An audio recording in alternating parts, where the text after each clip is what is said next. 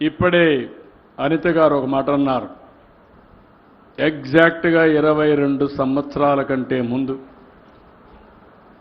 వెంకటేశ్వర స్వామికి పట్టు వస్త్రాలు ఇచ్చే సాంప్రదాయం ముఖ్యమంత్రిగా నేను వెళ్ళాను. ఆ రోజే నేను ప్రాణదానం అంటే వెంకటేశ్వర స్వామి భక్తులు ప్రాణదానం కింద డొనేట్ చేయమని ఒక ట్రస్ట్ కిందన ఏర్పాటు చేశాను. రోయా హాస్పిటల్లో ఇనాగరేట్ చేశాను. పోతూ ఉంటే 24 క్లేమోర్ మైన్స్ నా మీద బ్లాస్ట్ చేశారు ఆ రోజు తీవ్రవాదులు. మామూలుగా ఎవ్వరూ బయటపడరు. ఒక బాంబు వేస్తేనే ఏమవుతాం మీకు తెలుసు.